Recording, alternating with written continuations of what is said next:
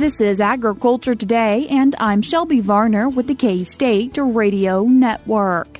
A cattle market update with Iowa State University livestock economist Lee Schulz begins this week's shows with a cattle market update. He discusses cattle on feed forecast changes and what retailers do to boost beef sales.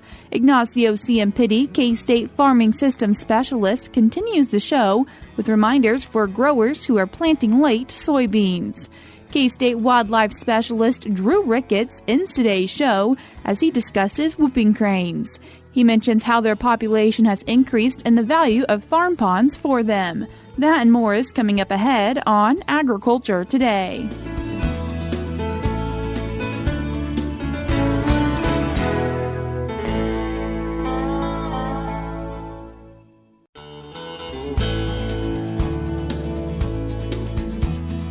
You're tuned in to Agriculture Today, and we start our Monday show with the cattle market update with Iowa State University livestock economist Lee Schulz. Lee, thanks for joining us today. Thanks for having me again. Feels like it's been a few weeks. It has. Lee, what is the cash market looking like?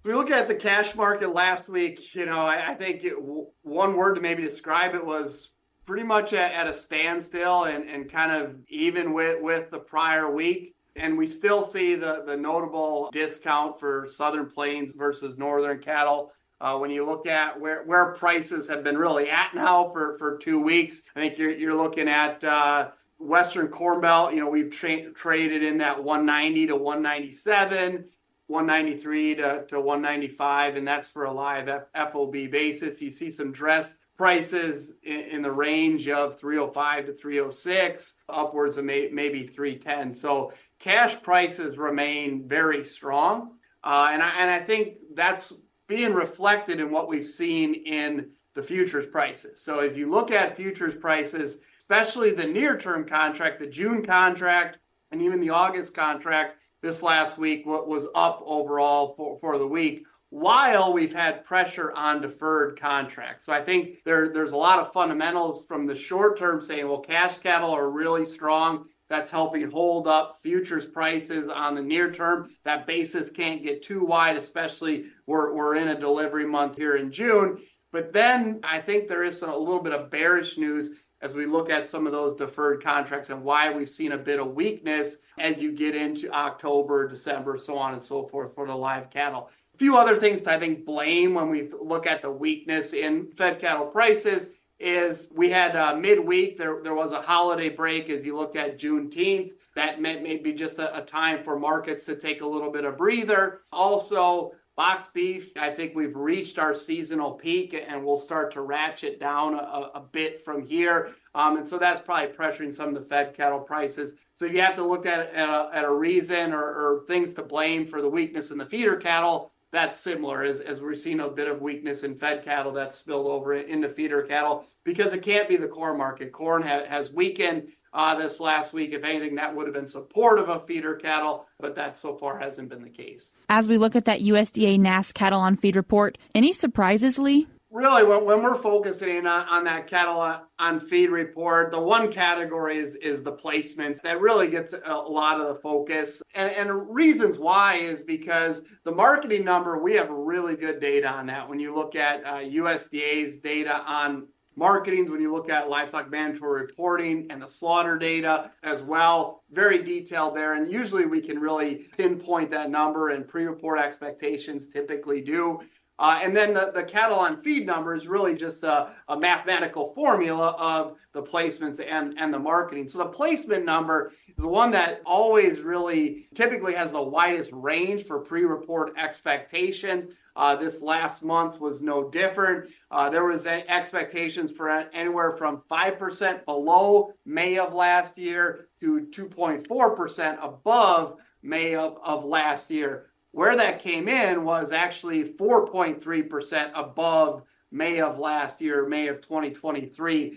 So not only was it much larger than a year ago, it even was much larger than the range of what we had in the pre-report expectation. So I think, as I mentioned earlier, why there's a bit of bearishness tone, especially as you look at the deferred live cattle contracts. It's that larger placement number. So realizing that those cattle will come to slaughter here eventually through the coming months, and that has added to those supplies. And so I think digging a little bit more into that, why such large replacement numbers? One way that USDA breaks this data down is they do it by weight categories, where we've seen some large increase from a whole category wise was the larger placements compared to a year ago. So over 900 pounds was up 8.5% compared to May of last year. The big states leading that was actually Nebraska and Texas, which had double-digit increases year over year. And then the under 600 pounds, we did see that was up aggregately 3.9%, but Nebraska and Texas, again, had much larger placements year over year. So I think you're seeing a bit of a dichotomy here of placements, both lightweight and some heavyweight placements come into feed yards. That'll make it a little bit murkier when we're looking at when those cattle will exit the feedlots because of that wide weight dispersion. Why that also matters is, there's been a lot of talk about there's been very heavyweight cattle. As we look at the weights are much greater than a year ago. As you look at the statistics, cattle on feed over 120 days, those continue to be rather large. And so not only will those supplies kind of short-term weigh on the market, because we know we have a lot of those heavyweight cattle, but also I think as we've seen more placements, that will also continue to weigh on those numbers. Any big changes within state data? So we highlighted a few there, where those big placements kind of came by weight category. I think when you further dig into the data, just look at overall larger placements. The big changes were from some key cattle feeding states where there's rather large numbers. So Nebraska placements were up 10% compared to May of last year. Texas was up 11%. And then Oklahoma was the one that really stuck out. So, smaller numbers, but they were up 30% year over year when you look at the placement numbers. And then some Western states where I think we've seen resumption of moisture and kind of better grain prices or lower grain prices that moisture has contributed to, that has certainly increased some placements there. When we look at the Midwest and specifically Iowa, Kansas, those placements were lower year over year. And so, I think part of it as we continue to analyze this, it's, realizing that we know supplies are going to tighten up, and how much of this is just a little bit of an aberration of these larger placement numbers, and realizing that you can only place them once. So if we're placing them now, that means tighter supplies down the road, and we'll likely continue eventually to see those placement numbers tighten up. Lee, as we're talking about the reports and forecasts from things from 2023, an article you wrote titled Why USDA Beef Supplies and Use Forecasts Change Over Time, and taking a dive into that article. But first, taking a moment to give a break and a pat on the back to our forecasters. And I think we need to do that. And I'll remind our listeners, I'm one of those forecasters, or I get to do that. Along with a lot of other extension economists. And so I think we do need to just really credit the value of forecasts. Someone has to make those forecasts, right? It really allows us to provide a bit of a benchmark, but it's really a thankless process. So, when USDA is really going out on a limb and releasing forecasts already for 2025, they know that those are going to change, right? Because conditions change. But we have to really provide a starting point, and those forecasts really help us develop a plan, right? And then a contingency plan if they're in fact wrong. And so, I think it's just we need to maybe do a little bit less beating up folks that make those forecasts and really crediting them for doing that. And what changes have you seen be big from what was forecasted in 2023 to what we're seeing now or is forecasted for 2025? When USDA originally made their 2024 forecast for the beef balance sheet, they already did that way back in May of 2023. And some of the headline numbers were they expected beef production to be down notably. I believe it was roughly about 8% year over year. Now, over the last 13 months, they've really ratcheted up that production. So as we've realized larger production so far in 2024, USDA has changed that forecast. Now, realizing that at the time, USDA was likely expecting we were going to start expanding this cow herd much quicker than we in fact have. And so short term, we've really maintained culling rates. We continue to send heifers to feedlots,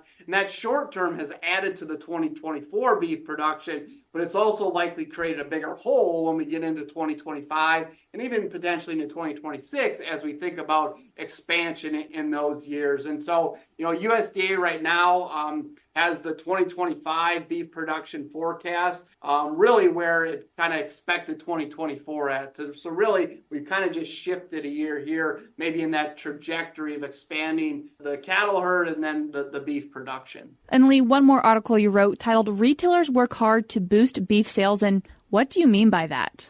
In this era of high prices, right, as we're talking about inflationary pressures, as we're talking about, low in the cattle inventory cycle and what's contributed to higher prices, I think it's important to keep in mind that retailers are working really hard to feature beef in their stores. And why they're doing that is, it's important to really increase traffic. Beef is a really high value product that retailers are selling. And a lot of times it's on our grocery store list all the time anyway. So it helps really get traffic into grocery stores. For us, it's advantageous that USDA has an actual report that looks at the national retail report. They have this for beef, they have it for pork and some other commodities. But for the beef one, they have a compilation of about 49 beef cuts that they collect data on both prices and the stores featuring those products. That was Iowa State University livestock economist Lee Schulz. I will link the Cattle on Feed report and his articles in today's show notes on agtoday.net. We're cutting to a short break now, but stick around because we have more for you ahead.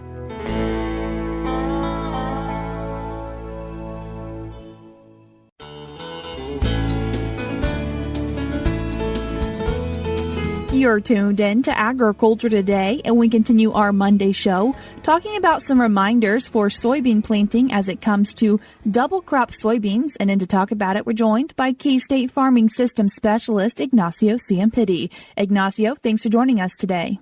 Thanks for your time. Ignacio, as producers are thinking about double cropping their soybeans, what do they want to keep in mind when it comes to seeding rates? There are many aspects. When you're looking at consideration for late planted, many of the right soil conditions is something that we always need to emphasize before we get into management. And one of the key aspects that doesn't seem to be a big issue this year, but is moisture, soil moisture, and make sure that we get basically good moisture conditions. When we are coming after winter crop, that is one of the main factors. And when you are thinking about late planted soybeans, they still could have a very good potential compared to less compared to a full season, but still quite good. So if we are thinking about specifically on the seeding rate, and we will touch base a little bit on what is this optimal plant density, but seeding rates we usually are recommending in many situations to be up to 10-20% compared to that optimal seeding rate when we are talking about early season soybeans. And our main insights on this, why we want to sometimes push that seeding rate a little bit high, it's just because this time of the year, when we are going late with these soybeans, planted, they will have the chances to produce less branches. In many situations, we have these pods coming from branches on the early season soybean crop. In this situation, we have less branches because conditions of late planted in terms of precipitation, radiation, light are less optimal. So we have shorter growing season, and then each plant counts. And we know that we need to kind of compensate for that lack of branching by adding more plants. So on average, when you're looking at your optimal, we are always saying that we need at least to have 100,000 plants per acre. So think about what is overall your potential for germination and potential for emergence. So when you're looking at seeding rates, we are always taking that into consideration. That's our target. In many situations, we are trying to, more in late planted, we are saying that we want to go a little bit above to this 100,000. We know that if we are below 100,000 plants, we might start detecting in many situations lower than those values of plants where yields might be impacted. So late planted soybeans, usually we have, as mentioned before, 10-20% of increase on seeding rate that will hopefully produce a little more number of plants in the field, with the goal of making, compensation because of that reduction of plasticity of the production of branches on this crop. Are there times when there's certain soil or moisture conditions that might make a producer want to reevaluate even planting their soybeans a little bit later? It could be. In some situations, the optimal planting date is critical. No? So if we are already that late in the process, one of our concerns or concern for farmers is still taking this crop all the way to harvest and maturity. So, but by the same token, if you think about what we are in today in terms of conditions, we might need to think about that sometimes that optimal planting, it could be delayed for a few days if we tend to see that we get potentially more chances of getting rain. And remember that after we are coming out from a winter crop, we have a potential for more, depletion of that kind of a water content in the soil, which basically emphasizes as a kind of a critical stage for soybeans that emergence. So if we are going into really dry soils, after that kind of a winter crop, the emergence can be impacted, and we want to avoid having problems on emergence and lack of uniformity for soybeans. So if we need to delay for a few days just to make sure that we have higher chances to get rain, timely precipitations to help us to increase the possibility of effective emergence, I would recommend just to move in that direction. A few days at this time, they are not making a big impact. As we are getting to July, of course, we need to be careful and then start reconsidering maybe what are the management options to planted soybeans that it could be more later in the season. And how can row spacing impact maybe helping get that crop to harvest? Well, row spacing, as we discussed many times on this situation, narrow rows or row spacing by itself is a great management to helping farmers, in some way, to close canopy faster. And again, as we discussed before, shorter seasons, double crops, or late planted soybeans, right? So these narrow rows are helping us in many situations to increase competition, close the canopy faster, so reduce this idea of weak competition late in the season, helping to maximize interception of light, and in some way giving the plant more opportunities to close the canopy, but also to get to high yields. In many cases, when you look at we have done studies across the state looking at row spacing, the benefit on yield is positive in many situations, but it depends. It's never really consistent. Some scenarios you might have 5 bushels more, or in some scenarios you might have just no difference if you were compared to 30-inch row spacing.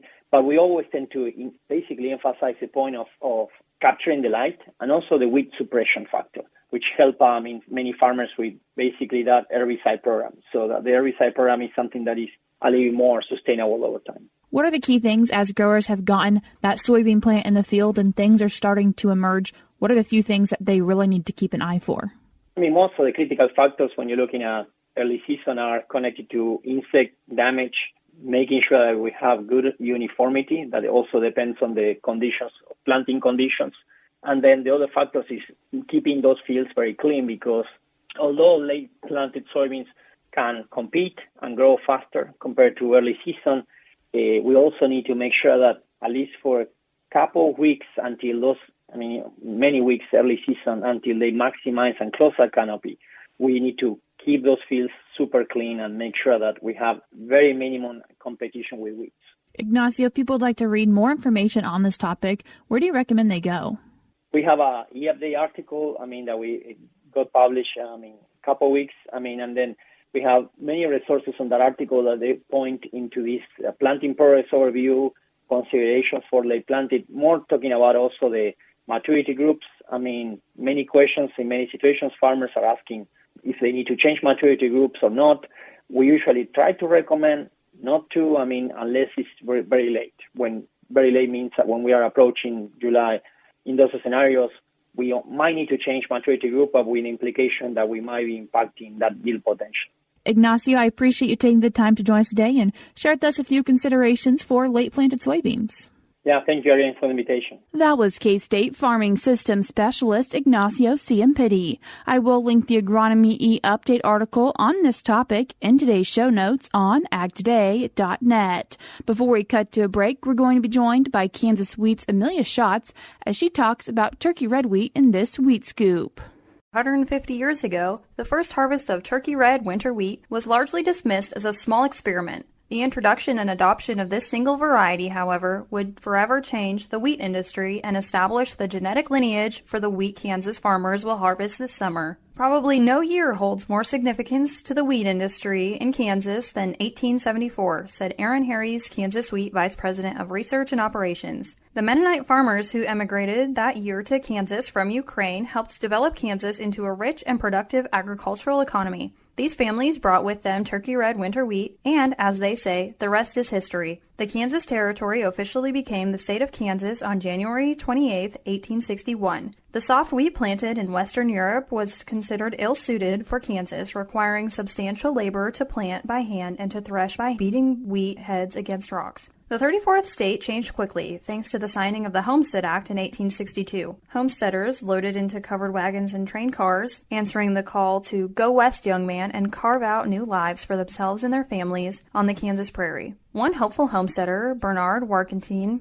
a Mennonite miller from Crimea, settled near Halstead, Kansas in 1871. He carried the seeds of turkey red wheat, a hard winter wheat variety that was tremendously successful in Eastern Europe. The hardy variety was planted in the fall and could be harvested in the summer, allowing it to take advantage of the timely moisture and withstand the cold Kansas winters that left settlers burning buffalo chips to stay warm. The first field of turkey red wheat was planted in Marion County in 1873 and harvested in the summer of 1874. That same year would change the trajectory of Kansas ag forever. Thanks to 12,000 German Mennonites who left modern Ukraine specifically to settle in Kansas at the invitation from the railroad and with promised religious freedom from the young state government. They also brought game-changing farming practices like leaving fields fallow in between planting cycles, applying fertilizer to fields, and using large threshing stones to separate the wheat kernels from the stalks that enveloped them. Turkey red was revolutionary, but it took time for the milling industry to adjust from milling soft wheat with lower protein and weaker gluten to the new hard red winter wheat, which had higher protein and stronger gluten. Just as the farmers discovered the hardiness of turkey red and the millers unlocked its better quality, the variety quickly spread and took over Kansas agriculture. By 1919, turkey red wheat constituted more than 82% of planted acres in Kansas. It remained the most popular variety until 1839, maintaining its dominance as superior genetics for crossing into new varieties. There was simply nothing like it at the time, Harry said. Turkey red became the most desirable wheat in the world, and Kansas became the world's breadbasket. Today, half of Kansas wheat varieties can trace their lineage back to turkey red. Thanks to turkey red, Kansas wheat farmers will harvest their 150th hard red winter wheat crop this summer, and billions of bread loaves and other products will be baked to feed families around the world. Learn more about turkey red and the Mennonite farmers who brought the variety to Kansas in an episode of Wheats on Your Mind podcast. For Kansas Wheat, I'm Amelia Schatz. We're cutting to a short break now on Agriculture Today, but we'll be right back.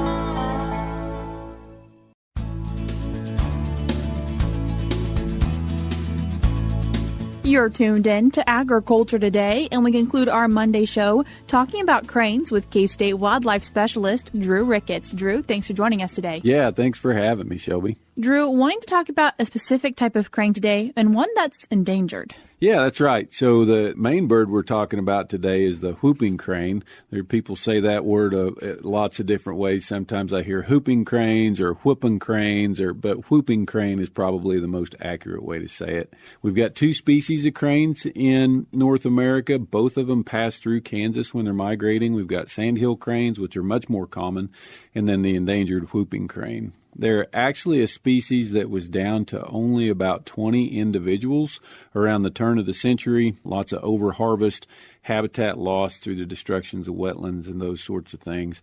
But through some captive breeding programs and other conservation measurements, they've recovered. And so really where in Kansas as they travel is really important to them. The sites that are most important most of the time are two of our internationally important wetlands, so Cheyenne Bottoms and then Quivira National Wildlife Refuge, both down in sort of south central Kansas. Is that something you see drought having an impact on for cranes? Yeah, for sure. And not just cranes. You know, when we're in times of drought like we've been in for the last few years, I get a lot of questions about how wildlife deal with drought. And so I thought this was an interesting example. We did see Cheyenne bottoms basically totally dry up during the drought over the last few years. Of course, it's got some water in it now, but that creates a challenge for a lot of these birds. And I think one of the things that's important for us to remember is that drought's a natural cycle, and it's something that all these critters have been dealing with for a really, really, really long time. And most of them have adaptations to be able to deal with that kind of thing. And so there was this recent paper about whooping cranes that followed a bunch of GPS-collared birds along their migratory pathway, and they looked at their stopover sites. And so these are basically wet spots where they either spent the night or spent a day feeding and resting and doing the things that they needed to do along their migration. And they looked at use of traditional spots like these big wetlands that are important, but they also looked at use of things like farm ponds and reservoirs and those sorts of things. How do they see the cranes using farm ponds? That's one of the things that was really important to them. During drought, spots like farm ponds and big reservoirs and rivers and things like that became much more important as we saw other types of wetlands dry out. So that's one way that a lot of our agricultural producers are contributing to migratory birds, not just whooping cranes, but lots of different migratory birds by providing that aquatic habitat that most of the time are building for cattle watering facilities, but it's still benefiting lots of wildlife species too. Besides migratory birds, what else could farm ponds be benefiting? We've got all kinds of ducks and shorebirds and those sorts of things that we see at ponds, but we also have critters that some people like to see and some people don't like to see, like muskrats and river otters. And beaver. Of course, beaver aren't very good in a farm pond because they get in the pond dam and they can destroy the dam, and then we end up losing our pond. Typically, we don't see those kinds of effects from muskrats. So those would be the main mammals that would be using that water. We also see lots of different frogs and snakes and, of course, the fish that Joe would talk about managing during his segments. One of the things that I thought was interesting from this study about whooping cranes is that their night roosts actually primarily occurred on private land. So 86% of the spots where they stopped along their migratory pathway was private land. So that's more data that's reinforcing how important our agricultural producers and the areas that they provide are to birds like this. Is this something that people could identify? If you see a very tall white bird that's very large, then that's likely to be a whooping crane. They do look a little bit different than the egrets that we see. So we've got some white egrets that you might also see out there too, but they're typically tend to have much more robust and bigger bodies than the other water birds that we might see, like egrets or herons as well. Drew, I appreciate you taking the time to join us today. Absolutely. Thanks for having me. That was K-State wildlife specialist Drew Ricketts. That's all we have for you today on Agriculture Today, but we'll be back with more for you tomorrow.